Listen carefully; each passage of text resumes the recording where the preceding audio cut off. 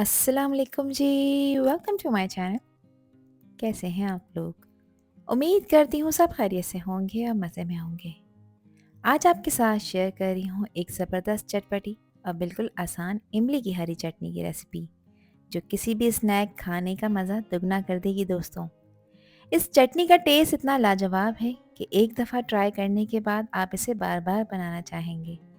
ये चटनी सिर्फ समोसे, पकोड़े और चाट के साथ ही नहीं, बल्कि किसी भी खाने को एक्स्ट्रा फ्लेवरफुल बनाने के लिए परफेक्ट है।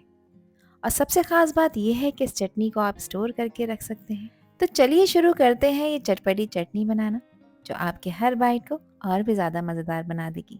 तो मज़ेदार इमली की चटनी बनाने के लिए दोस्तों यहाँ पर मैंने ली है 125 ग्राम इमली। इमली अच्छी क्वालिटी की यूज़ करनी है, इसी तरह की ब्राउन इमली का यूज़ करना है। इमली में मैंने शामिल किया है 1 कप पानी, और इस पानी में अब आपने इसको रेस्ट देना है आधे घंटे का। आधे घंटे में ये फूल जाएगी तो आपने इसके बीज निकाल कर इसका गूदा अलग कर लेना है। अब हरी चटनी बनाने के लिए यहाँ कुछ सब्जियों का इस्तेमाल कर रही हूँ, जिसमें 1 गड्डी लिया है मैंने हरा धनिया, और 1 गड्डी पुदीने के पत्तों का इस्तेमाल किया है। दोनों चीज़ों को बहुत अच्छी तरह से खुले पानी से वॉश किया है, क्योंकि इसमें बहुत मिट्टी होती है जिसे साफ़ करना बेहद ज़रूरी होता है। इमली को तीखा फ्लेवर देने के लिए कुछ हरी मिर्चों का इस्तेमाल कर रही हूँ। अच्छा, मैंने तीखी वाली और कम तीखी वाली दोनों तरह की मिर्चों का यूज़ किया है। अगर आप ज़्यादा तीखा खाना पसंद करते हैं तो तीखी वाली ही ऐड करिएगा। अब एक ब्लेंडिंग जग लिया है मैंने, और उसमें शामिल किए हैं मैंने हरे धनिए के पत्ते, पुदीने के पत्ते। और बिलीव मी, ये दोनों इंग्रेडिएंट्स इस चटनी की जान है। हरा धनिया चटनी को एक फ्रेश और थोड़ा अर्थी फ्लेवर देगा, जबकि पुदीना इसके टेस्ट को और भी ज़्यादा रिफ्रेशिंग बना देगा। जो हरी मिर्चें ली थी 8 से 10, ये भी इसमें ऐड की हैं। ये हरी मिर्च चटनी को एक चटपटा तीखा टच देगी, जो हर बाइट को और भी ज़्यादा मज़ेदार बनाएगी। 10 से 12 दाने मैंने लहसुन के लिए हैं, और बड़े साइज़ के मैंने लहसुन का यूज़ किया है।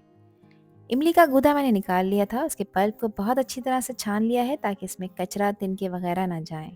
अब इसमें कुछ स्पाइसेस ऐड कर रही हूँ। तो नमक शामिल कर रही हूँ मैं 1 टीस्पून, बाद में चख लेंगे, कम पड़ेगा तो मज़ीद ऐड करेंगे। 1 टीस्पून इसमें मैंने भुना कुटा हुआ ज़ीरा शामिल किया है, इससे बिलीव मी फ्लेवर बहुत कमाल का आएगा। साथ ही इसमें सौंफ ऐड कर रही हूँ, क्रश हुई हुई सौंफ है, ये भी 1 टीस्पून इसमें ऐड की है। इसकी खटास को बैलेंस करने के लिए और फ्लेवरफुल बनाने के लिए 1 टेबल स्पून इसमें मैंने चीनी का यूज़ किया है। ये रेगुलर चीनी है जो हमारे घर में यूज़ होती है, आप ब्राउन शुगर भी ऐड कर सकते हैं। 1 टीस्पून इसमें मैंने शामिल किया है काला नमक। साथ में इसको फ्लेवरफुल बनाने के लिए इसमें शामिल कर रही हूँ आधा लीमू। इसका रस निचोड़कर अच्छी तरह से इसमें ऐड कर देंगे, इससे फ्लेवर बहुत कमाल का आएगा।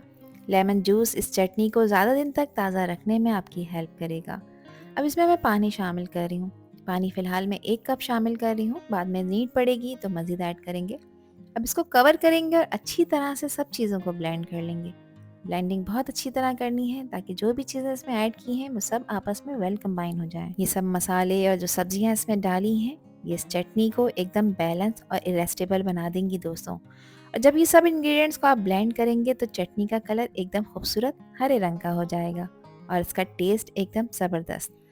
चटनी को प्रॉपर ब्लेंड कर लिया है, और अब इसको स्टोर करने के लिए मैं फ्राई पैन में इसको डाल रही हूँ। गैस को मीडियम फ्लेम पे आपने ऑन करना है, और अब इस चटनी में बॉईल लेकर आना है। अच्छा, जिस जग में मैंने ब्लेंड किया था उसमें चटनी लगी हुई थी, तो उसमें मैंने आधा कप पानी शामिल करके इसी में ऐड कर दिया है। किसी भी चीज़ को वेस्ट नहीं करना। अब इसमें एक बॉईल लेकर आएंगे। देखिए, जैसे ही चटनी में बॉईल आ जाएगा, इस पॉइंट पर आपने इसका नमक चेक करना है। अगर आपको नमक कम लगे तो आप मज़ीद ऐड करिएगा। तो मुझे नमक कम लग रहा था, तो यहाँ पर मैंने आधे टीस्पून से थोड़ा सा ज़्यादा नमक ऐड किया है। नमक आप अपने टेस्ट के अकॉर्डिंग ऐड करिएगा। वैसे भी चटनी में नमक और मिर्चें थोड़ी खुलती हुई ही अच्छी लगती हैं, क्योंकि इसके बगैर चटनी का मज़ा नहीं आता। अब 3 से 4 मिनट तक आपने मीडियम लो फ्लेम पे इस चटनी को पकाना है। अच्छा, इस पॉइंट पर इसमें छींटे उड़ेंगे तो ध्यान से आपने इस काम को करना है। यहाँ पर देखिए, इसमें बॉयल आ चुका है। अब इस चटनी को स्टोर करने के लिए इसमें मैं एक सीक्रेट इंग्रेडिएंट ऐड करूँगी, जिससे आप इसको 1 महीने के लिए अपने रेफ्रिजरेटर में रख सकते हैं। देखिए, रेफ्रिजरेटर फ्रिज का नीचे वाला खाना होता है, उसमें आप स्टोर कर सकते हैं। यहाँ पर मैंने लिया है 1 टेबल स्पून कॉर्नफ्लोर, जिसको मैंने 3 से 4 टेबल स्पून पानी में डिज़ोल्व करने के बाद इसमें ऐड किया है। थोड़ा थोड़ा सा करके ऐड करेंगे ताकि इसमें लम्स ना बने, और अच्छी तरह से आपने इसकी मिक्सिंग करनी है ताकि ये बिल्कुल स्मूथ हो जाए। और यहाँ पर मुस्तकिल आपने इसको चलाना है, साथ साथ देखें इसमें बॉयल भी आ रहा है। अब कॉर्नफ्लोर क्योंकि कच्चा था, उसको पकाना ज़रूरी है, तो चटनी को आपने 3 से 4 मिनट के लिए मज़ीद पका लेना है। 3 से 4 मिनट जब आप इसे पकाएंगे तो चटनी का टेक्सचर कुछ इस तरह से स्मूथ हो जाएगा, और इसका कलर भी देखें कितना खूबसूरत हो जाएगा। जब चटनी का टेक्सचर इस तरह से गाढ़ा हो जाए, एक परफेक्ट कंसिस्टेंसी आ जाए, तो बस गैस का फ्लेम आपने ऑफ करना है और अब इसको कम्प्लीटली ठंडा करना है। तो यहाँ पर तैयार हो चुकी है हमारी सुपर टेस्टी और सुपर इजी इमली की हरी चटनी। देखें इसका खूबसूरत ग्रीन कलर और इसका स्मूथ टेक्सचर एकदम परफेक्ट। इस चटनी की कंसिस्टेंसी बिल्कुल बैलेंस है, ना ज़्यादा गाढ़ी ना ज़्यादा पतली। हर बाइट में इसका परफेक्ट मज़ा आपको आएगा दोस्तों। इस चटनी को आप 1 महीने के लिए अपने रेफ्रिजरेटर में स्टोर करके रख सकते हैं, किसी भी साफ़ सुथरे और ड्राई एयर टाइट कंटेनर में, और अपने मज़ेदार स्नैक्स को भरपूर इंजॉय कर सकते हैं। अल्लाह हाफिज़, अल्लाह ने के पाम।